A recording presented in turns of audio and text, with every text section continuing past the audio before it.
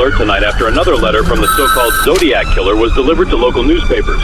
Authorities say the bloodstained note includes a new cipher and claims responsibility for yesterday's attack. The following story is based on real case files and historical evidence. Viewer discretion is advised.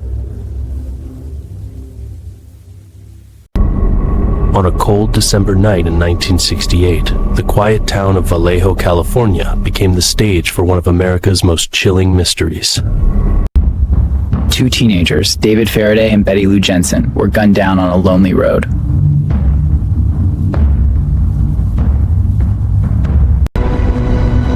This brutal act marked the beginning of a reign of terror that would haunt Northern California for years. The late 1960s was already a turbulent era. The Vietnam War, nationwide protests, and political assassinations shook the country. In this chaotic backdrop, a new figure emerged from the shadows. A killer who called himself the Zodiac. Unlike most murderers, the Zodiac didn't hide from the spotlight. He thrived on it. Was he a brilliant mastermind? Or just an ordinary man who got lucky in a flawed system? His story is not just about murder, but about fear, control, and a mystery that continues to haunt us more than 50 years later. What is certain is that his crimes left a scar on California and American history, making the Zodiac one of the most infamous serial killers of all time. No one knows for sure.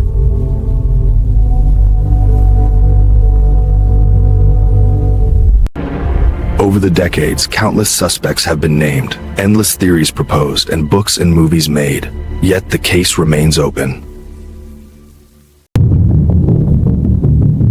The Zodiac Killer was never caught.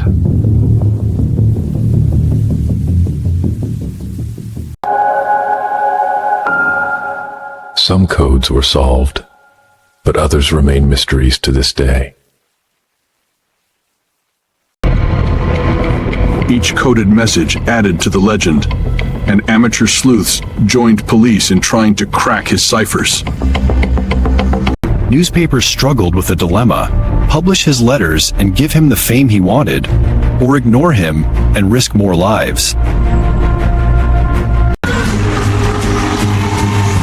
The Bay Area, a hub of counterculture and freedom, suddenly felt unsafe. Couples avoided nighttime outings, and parents kept their children close.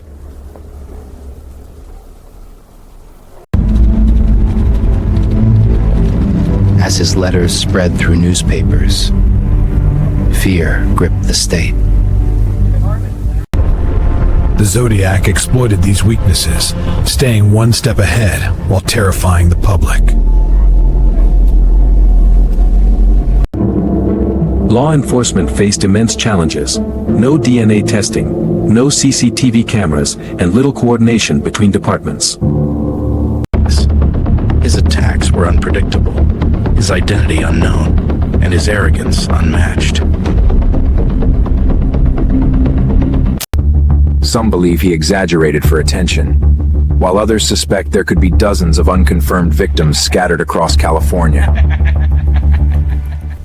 Between 1968 and 1969, the Zodiac was confirmed to have killed at least 5 people, though he claimed many more. His weapons were not just knives and guns, but also words, manipulation, and fear. In these letters, he bragged about his crimes and threatened more violence if ignored.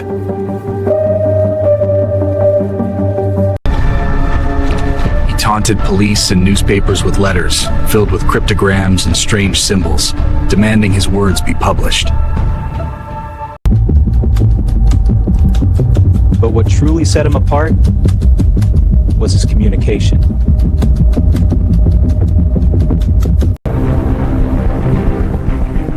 A man stepped out, holding a handgun, and ordered the teens out of their car. Between 10:30 and 11 p.m., another car pulled up behind them.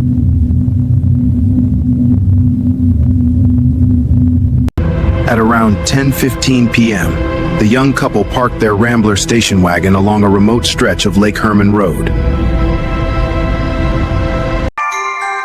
They had planned to attend a Christmas concert, but instead chose to drive through the quiet backroads of Vallejo, California.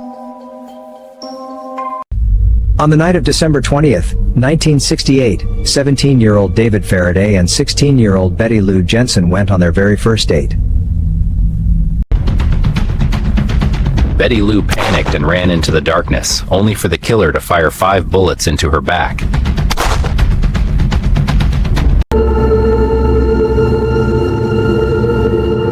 She collapsed just 30 feet from the vehicle.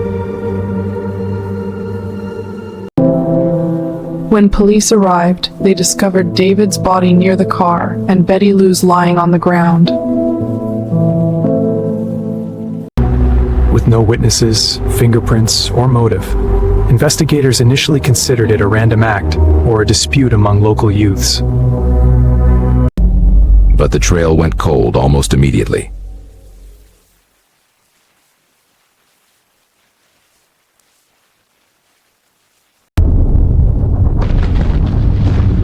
Seven months later, on July 4th, 1969, the killer struck again.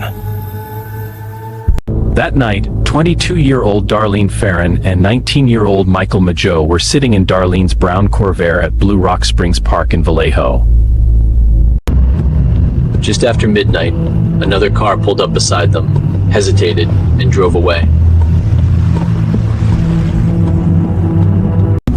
Only to return minutes later. The driver got out, approached their passenger window.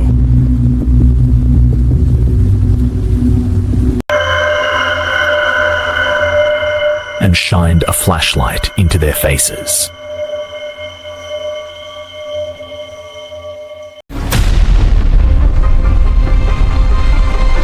Without warning, he opened fire with a 9mm Luger. Michael was hit multiple times, but managed to crawl out of the car.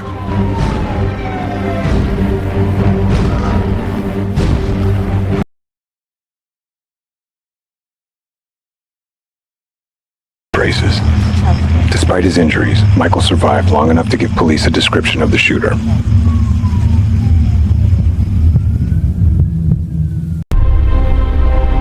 A white male, 25 to 30 years old, stocky build, with short brown hair.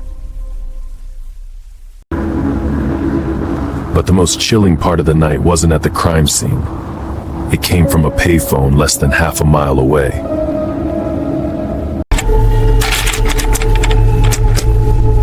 At 12:40 a.m., the killer himself called the Vallejo Police Department. His voice was calm, almost casual, as he said, "Yeah, I figured you'd call tonight. Go ahead."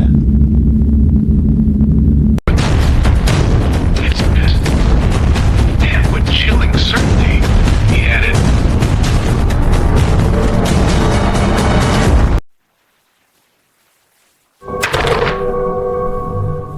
In a single phone call, he confessed to both attacks and gave himself a voice. By late September 1969, the killer was ready to escalate.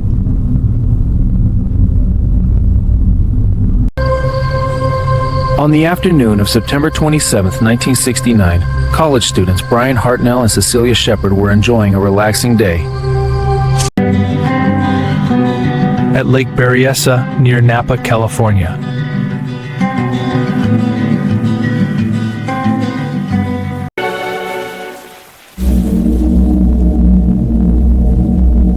The quiet lakeside setting seemed peaceful. But their day would soon turn into terror.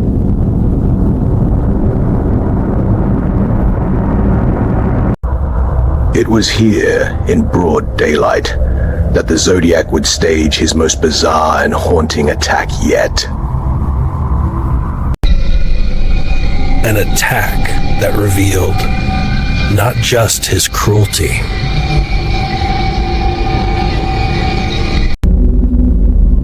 But also his obsession with fear and control. The murders themselves were terrifying, but what truly set the Zodiac apart was his obsession with communication.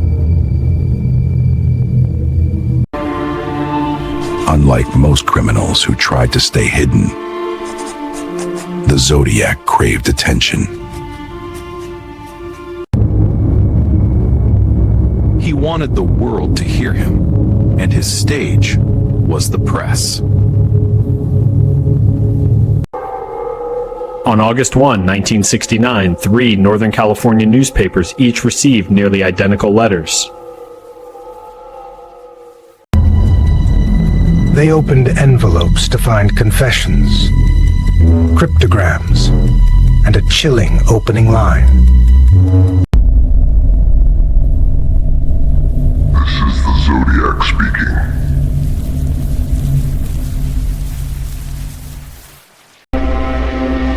Each letter included a cipher made of strange symbols and shapes, with a demand to publish them on the front page.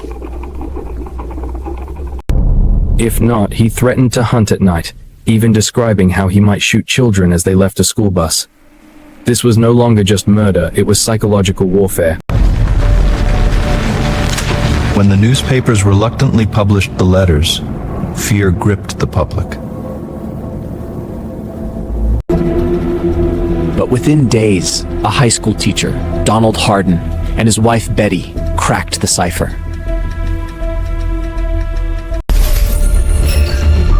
The decrypted message revealed the Zodiac's twisted mindset.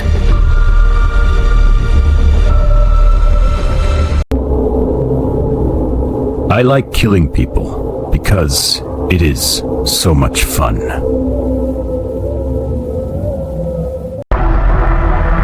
He compared murder to hunting, reducing human life to nothing more than prey.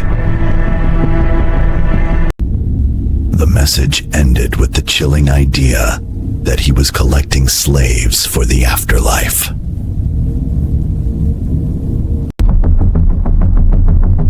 Though the code revealed his arrogance and cruelty, it offered no clue to his identity. He had toyed with police, fed his ego, and grabbed national headlines, yet he remained a ghost in the shadows. The letters kept coming. Over the next months, the Zodiac bombarded newspapers with taunts, puzzles, and threats. In October 1969, the San Francisco Chronicle received a letter that included a blood-stained piece of Paul Stein's shirt. It had been taken from the Presidio Heights murder scene.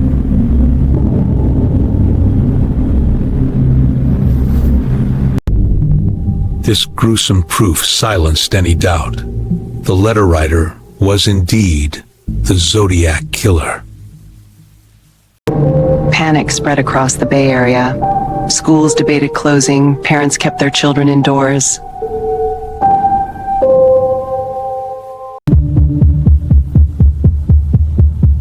Bus drivers feared the threats of ambush. Every man who fit the vague description, a stocky white male in his 30s, became a potential suspect. For Zodiac, this was victory. Each headline gave him more power. Every frightened citizen was proof of his control. Among his most infamous communications was the 340-symbol cipher sent on November 8, 1969. Unlike the first, this puzzle resisted solution for decades, frustrating cryptographers and even the FBI. Some suspected it was meaningless gibberish, a trick designed to waste time.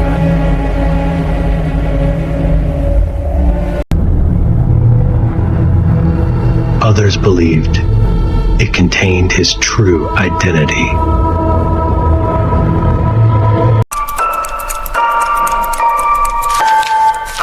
For more 50 years, the mystery lingered. Until, in 2020, a team of codebreakers finally cracked it. The solution revealed another taunt, mocking the police, embracing death, and boasting of his slaves in the afterlife. Even after decades, his words carried a chilling arrogance, echoing across generations. By late 1969, the Zodiac was no longer just a local menace. He was a national obsession. News outlets debated whether publishing his words gave him too much power, but police feared ignoring him might provoke more killings. In San Francisco, couples avoided lovers' lanes.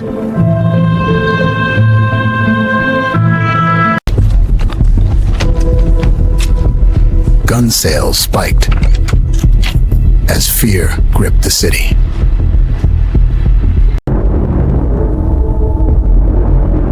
Police even began escorting school buses after his threats.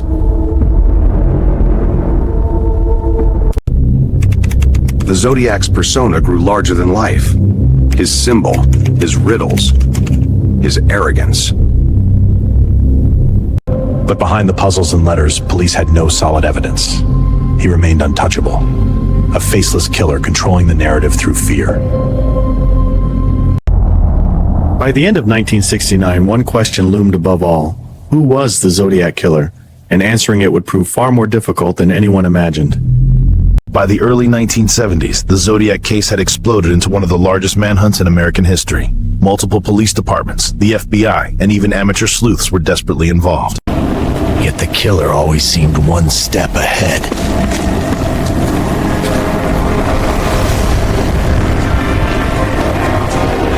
The Zodiac left behind little to no physical evidence, no usable fingerprints, no conclusive DNA, and only vague witness descriptions. What authorities did have were countless tips, endless dead ends, and a growing list of suspects.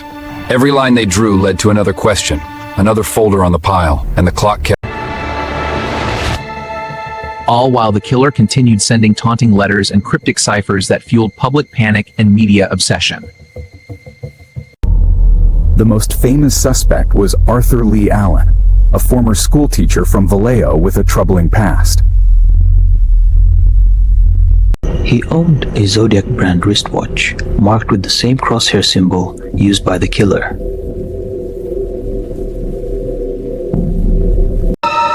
And once expressed disturbing fantasies about killing couples at lovers' lanes. You ever think about how easy it would be? One shot, nobody'd see. On the day of the Lake Berryessa attack, Allen suspiciously claimed he was scuba diving nearby.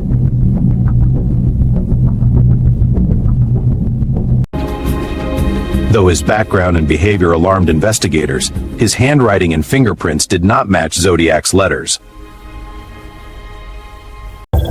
Years later, even DNA comparisons from Zodiac's letters proved inconclusive.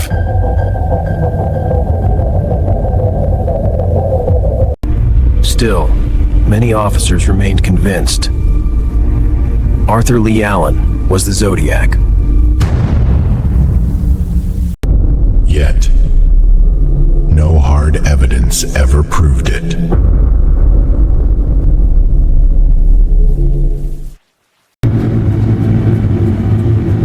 Other notable suspects surfaced over the decades.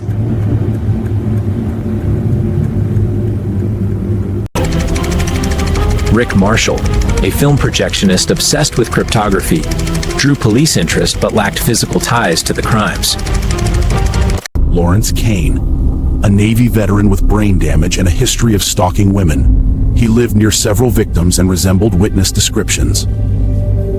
Earl Van Best Jr. was later accused by his alleged son in a book, though evidence was weak. Even infamous figures like Ted Kaczynski, the Unabomber, were suspected due to unsettling similarities. And journalist Richard Gaikowski, His appearance seemed to match descriptions, yet the evidence remained thin. Despite thousands of leads, every potential trail seemed to collapse. The investigation itself suffered from major obstacles.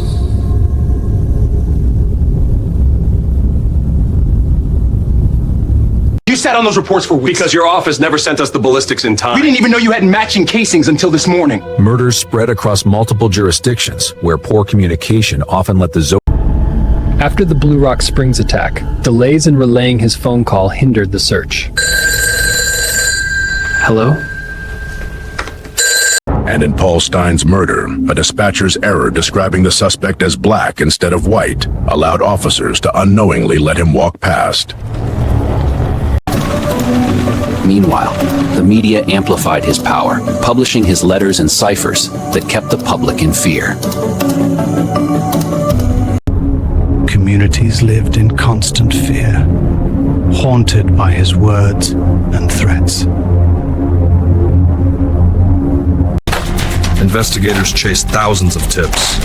False leads exhausted precious resources.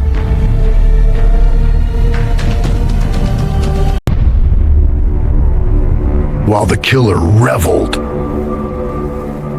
in the chaos. Forensic limitations of the era sealed the case's fate.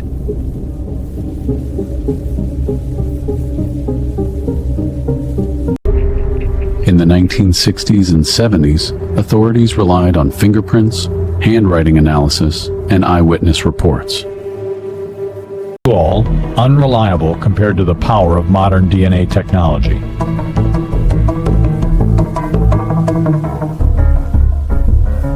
The Zodiac exploited this, wiping down weapons, wearing gloves, and disguising his writing style.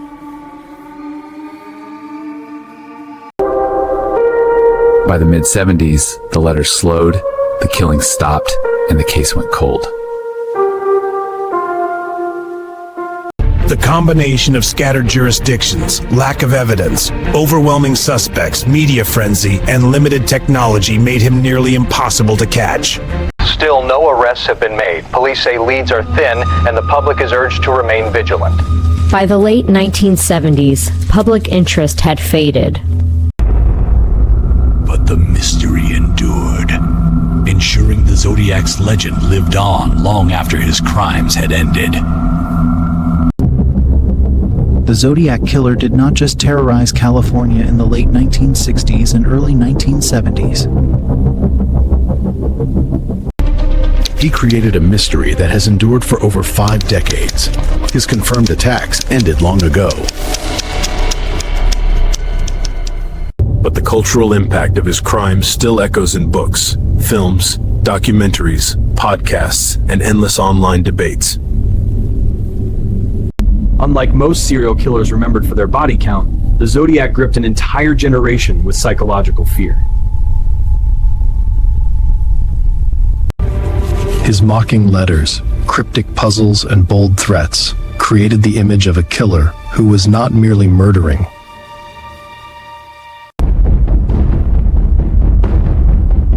He was playing a twisted game with society. That game has never truly ended. For those living in Northern California at the height of his spree, fear was unavoidable. Parents kept children close. Couples avoided secluded areas, and cab drivers in San Francisco drove nervously, fearing their next passenger. Survivors and families of victims still speak of the lasting trauma, knowing justice never came. By the late 1970s, the letters slowed, and the killings seemed to stop. Some believed the Zodiac died, was imprisoned, or simply retired, while others speculated he continued under different identities. Whatever the truth, his story remained unfinished, and the mystery transformed him into a haunting legend. The Zodiac's reach extended far beyond the crime pages. Analyzed. Analyzing every cipher and suspect. Online communities still thrive to this day. But Zodiac's preserved envelopes produced inconclusive results. The DNA too degraded, too contaminated, and well, it's swabs. Or perhaps not his at all. Even with today's technology, the killer remains out of reach. So why does the Zodiac endure? His arrogance and mystery gave him power. But he killed, but more importantly, he communicated. He mocked authorities.